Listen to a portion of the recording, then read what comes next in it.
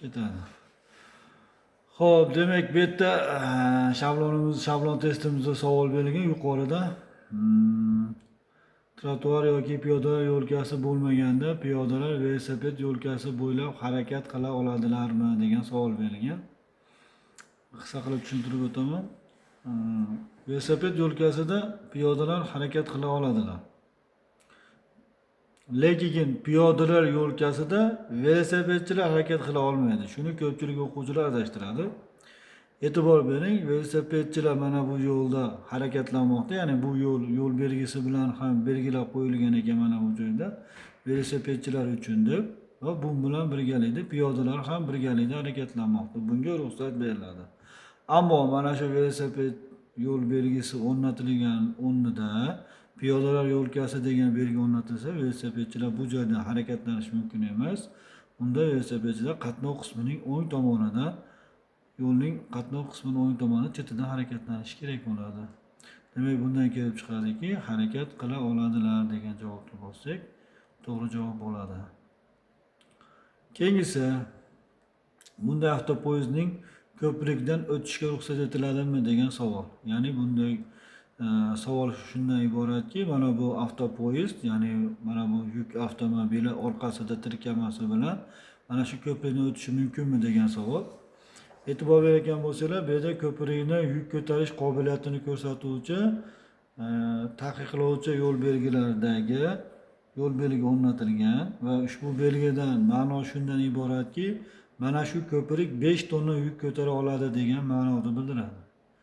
Endi bu yerdagi mana bu o'tmoqchi bo'layotgan avtomobil esa, yuk avtomobili esa o'zini og'irligi 5 tonna, uni orqasidagi tirkamasi esa 4 tonna. Ikkalasi birgalikda 9 tonna bo'lyapti va mana bu ko'prigimizni ko'tarishi mumkin bo'lgan og'irlikdan ortib ketyapti. Demak, bu yuk avtomobilimiz bu ko'prikdan o'tishi taqiqlanadi unda.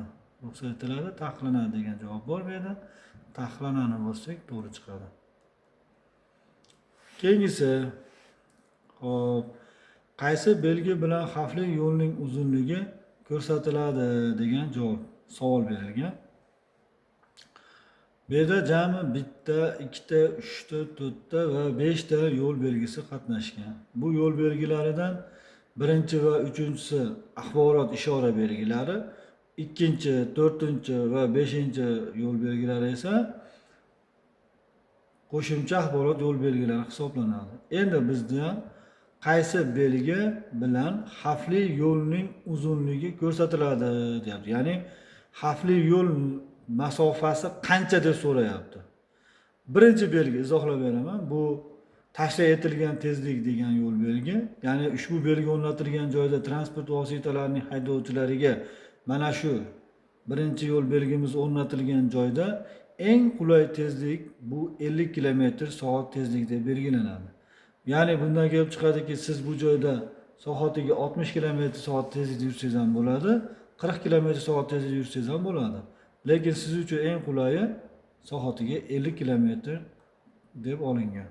Keyingisi, ikkinchisi, bu belgining nomi qo'shimcha axborot yo'l belgilarida, ya'ni obyektgacha bo'lgan masofani ko'rsatuvchi belgi. Ya'ni qaysi belgi bilan birgalikda o'rnatilsa, mana shu belgini amal qilish joyi qanchadan keyin boshlanishini bildiradi.